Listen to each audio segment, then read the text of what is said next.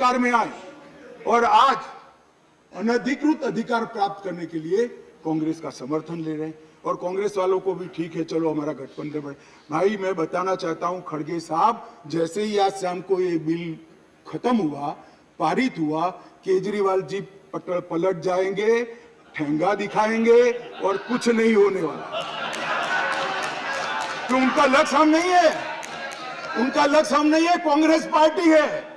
जरा इनका चुनावी इतिहास देखिए, उनका लक्ष्य आप हो, वो आपको नहीं छोड़ेंगे।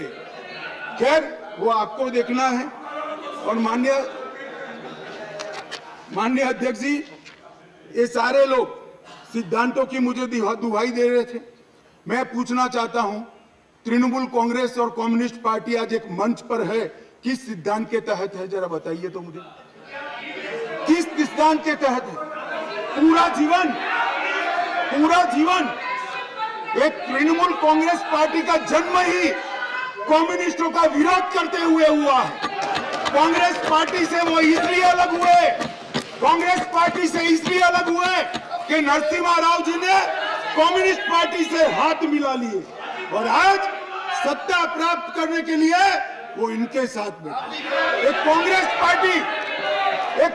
पार्टी और कम्युनिस्ट पार्टी केरल में तो यूडीएफ एलडीएफ कर एक दूसरे की जान लेने पर आमादा है और वहां इलू इलू कर रहे हैं।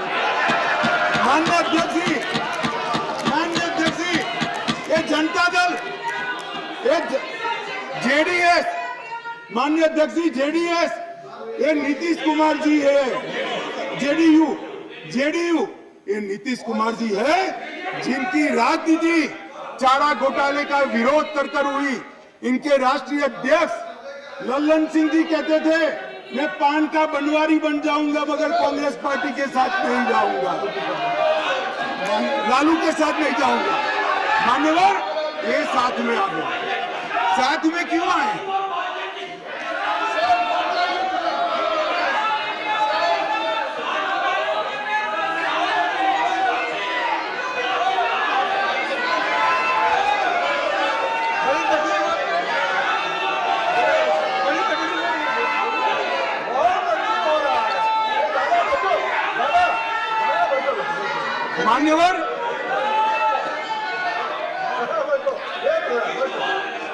मान्यवर ये साथ में क्यों आए हैं? ये साथ में इसलिए आए हैं कि उनको भरोसा है कि अकेले कुछ हो नहीं सकता, इकट्ठा हो जाओ तो कुछ तो कर पाएंगे।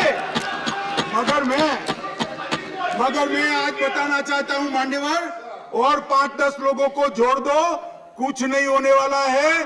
24 मई में फिर से नरेंद्र मोदी प्रधानमंत्री। मान्यवर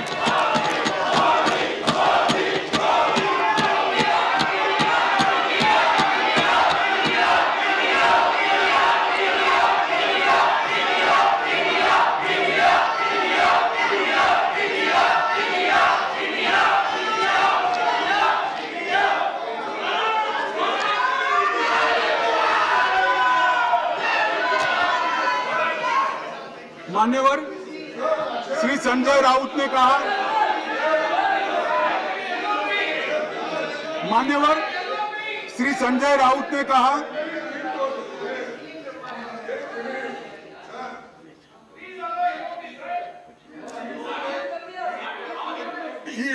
I know, but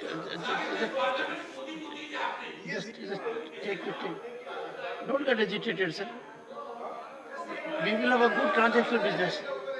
Yes, lead of the question. Your point of order, sir. देखिए जरा मुझे 2 मिनट चांस दीजिए बस। देखिए शाह साहब उन्होंने ऑर्डिनेंस पे बोल रहे हैं, ठीक है, लेकिन ऑर्डिनेंस को छोड़ के वो हमारे इमरजेंसी से लेकर और अब तक जो आगे 2024 में, अरे भाई चुप, सब आधे कांग्रेस के हैं इसमें, आधे कांग्रेस में है। देखिए आप भी सब आप भी सर, मेरा एक ही निवेदन है कि शाह साहब अच्छे भाषा में बोलते हैं, हिंदी में अच्छा, जैसा अंग्रेजी में हार्वर्ड को उन्होंने बोले कि अच्छे शब्दों में ऐसा वैसा ही वो भी हिंदी में बहुत अच्छे तरीके से व्याकरणबद्ध हिंदी बोल रहे हैं, ठीक है। लेकिन क्या बोल रहे हैं कि 2024 के इलेक्शन को संदेश दे रहे हैं यहाँ से कि हम जीतेंगे। मान्य खड़गे जी, और अपोजिशन का पूरा अपोजिशन के टीका टिप्पणी कर रहे हैं। आप अपने विषय पे बोलिए। मान्य खड़गे जी, आप डिबेट में करीब पूरे समय रहे हैं।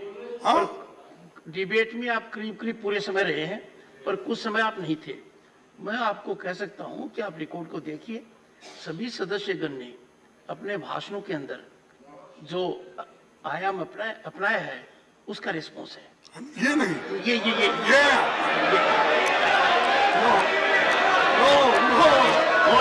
ऑनरेबल होम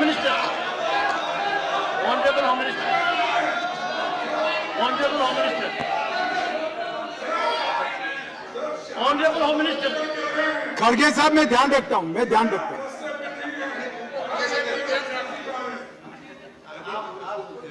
माननीय, मैं खड़गे जी का बैठ जाओ। मान्यवर, मैं खड़गे जी का धन्यवाद करता हूं। इन्होंने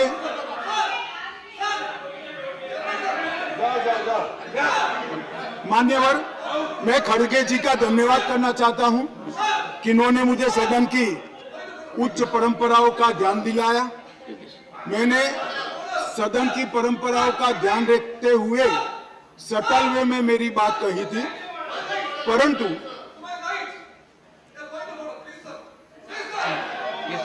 मान्यवर, मैंने सटल वे में ही करी थी। मैसेज आधा अधूरा गया था, खड़गे जी ने पूरा मैसेज डाल दिया, इसलिए मैं उनका धन्यवाद करना चाहता हूं। मान्यवर, संजय राउत जी ने कहा कि मोदी जी विदेश जाते हैं तो उनका सम्मान होता है, कोई उनका ऑटोग्राफ मांगता है, कोई उनको झुककर नमन करता है, कोई उनसे अपॉइंटमेंट मांगता है, कोई मोदी इज द बॉस कहता है। वो सम्मान मोदी जी का नहीं है, देश का सम्मान। मैं यही कहना चाहता हूं, हमारे मन में कोई मुगलता नहीं है कि नरेंद्र मोदी व्यक्ति का सम्मान है। ये नरेंद्र मोदी नाम के देश के प्रधानमंत्री का सम्मान है। मगर इतने सारे देश के राष्ट्रपति, प्रधानमंत्री, राष्ट्राध्यक्ष भारत के प्रधानमंत्री को सम्मान देते हैं। इससे देखकर आप भी जरा देना चालू करो तो थोड़ा अच्छा दिखे। मान्यवर, कम्युनिस्ट पार्टी के 2 सदस्यों ने मेरी पार्टी का उल्लेख देकर कहा कि मेरी पार्टी का आजादी के आंदोलन में कोई इतिहास नहीं है, हिस्सा नहीं। सुनिए, मगर मैं उनके एक व्यवहारिक जनरल नॉलेज पर क्वेश्चन उठाना चाहता हूं कि जो व्यक्ति का, मतलब इंस्टीट्यूशन के नाते कहता हूं, जो पार्टी का जन्म ही 1950 में हुआ हो, वो आजादी के आंदोलन में कैसे हिस्सा ले सकते हैं? हमारी पार्टी का जन्म ही 1950 में हुआ, हम कैसे आजादी का आंदोलन लड़ेंगे? मान्यवर, मगर कई ऐसे हमारे फाउंडर मेंबर थे, श्यामा प्रसाद मुखर्जी से लेकर कई सारे। आज बंगाल अगर भारत में है तो श्यामा प्रसाद मुखर्जी के कारण है, और अगर आज कश्मीर भारत में है तो श्यामा प्रसाद मुखर्जी के कारण। और मान्यवर, ये कह रहे थे ये नागपुर से इशारा आता है, नागपुर से। ठीक है भाई, चलो 1 सेकंड के लिए मेरी बात मान लो, नागपुर से इशारा आता है, आपकी बात को मैं मान लेता हूं, मगर नागपुर तो भारत का हिस्सा है, रसिया या चीन नहीं है। आपकी पार्टी तो रसिया और चीन से इशारा लेती थी। मान्यवर, ये मुझे क्या कह रहे हैं? कम्युनिस्ट पार्टी बात कर रही है देशभक्ति की, कम्युनिस्ट पार्टी देशभक्ति की बात कर रही है। मान्यवर, इनको ये ठीक नहीं लगता। मान्यवर चिदम्बरम साहब ने कहा कि दिल्ली के लिए भी बीजेपी का अधिकार नहीं। दिल्ली में बीजेपी की दोनों बार सरकार नहीं हुई। तो भाई अगर यही सिद्धांत है तो आपको तो बोलने का ही अधिकार नहीं है। आपके तो ना संसद सदस्य है ना धारासभा में कोई सदस्य है। हमारे कम से कम 7 संसद सदस्य भारतीय जनता पार्टी के, और यही थियरी को माने तो विपक्ष के नेता ने ढेर सारे राज्यों के लिए वो बोल ही नहीं पाए। यूपी के लिए नहीं बोल पाएंगे, बिहार के लिए नहीं बोल पाएंगे, बंगाल के लिए नहीं बोल पाएंगे, ओडिशा में नहीं बोल पाएंगे, नॉर्थ ईस्ट में। ये सदन का हर सदस्य देश के झर्रे झर्रे के लिए चप्पे बोल सकते। किस तरह से देश के गृह मंत्री को रिस्ट्रिक्ट करना चाहते हैं? मान्यवर, मैं सदन का सदस्य हूं तो भी देश के किसी भी हिस्से के लिए चिंता करने का मेरा अधिकार है और संविधान दत्त अधिकार। मान्यवर, किस प्रकार की बात इतने सीनियर व्यक्ति करते हैं?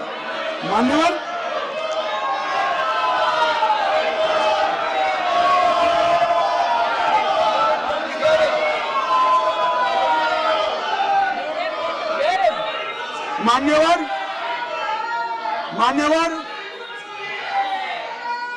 मान्यवर, मणिपुर के लिए भी मैंने सदन से पहले ही आपको पत्र लिखा है कि मणिपुर के लिए चर्चा के लिए मैं तैयार हूं।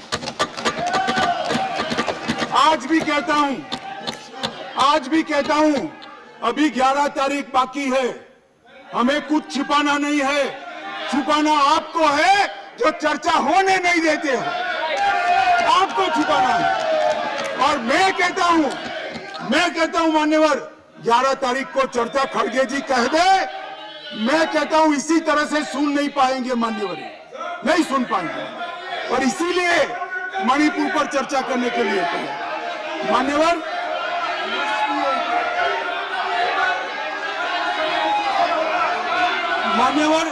उनको मालूम है कि बिजनेस एडवाइजरी कमेटी समय तय करती है। मैं अभी देश की जनता के सामने कहता हूं, 11 तारीख को, एक सेकंड, सुन लिया। बैठिए। मान्यवर, मैं सदन के सामने स्पष्टता करना चाहता हूं। ये चर्चा वो 267 के तहत चाहते हैं। एक सेकंड, बैठ जाओ। 267 के तहत चाहते हैं, जिसमें मतदान का प्रावधान है। मान्यवर, ये प्रावधान क्यों बना है? जब कोई सरकार बजट के तुरंत बाद अल्पमत में आ जाए और कोई बिल ही न लाए तो राज्यसभा में अविश्वास की दरखास्त का कोई प्रोविजन नहीं है। तो राज्यसभा में वोटिंग के साथ चर्चा हो, इसलिए रूल्स लाया गया है। यहाँ तो हम हर रोज बिल लेकर आते हैं, भाई गिरा दो बिल, बहुमत है, ये बिल गिरा दो, लो ये बिल ही गिरा दो, ये बिल गिरा दो। मान्यवर, मुझे बताइए, देश की जनता देख रही है, क्या हासिल है वोटिंग से? क्या हासिल है? सवाल आप मणिपुर की स्थिति, मणिपुर की चिंता और सरकार ने उठाए गए कदम पर चर्चा करने चाहते हैं, या वोटिंग से शो ऑफ स्ट्रेंथ करना चाहते हैं? और वोटिंग से शो ऑफ स्ट्रेंथ करनी है तो भी हम डरते नहीं है। इसी बिल में कर लीजिए, अभी दूध का दूध और पानी का पानी। मान्यवर, 11 तारीख को चर्चा के लिए खड़गे साहब हाँ बोल दे, मैं सदन में चर्चा के लिए तैयार हूं। मान्यवर,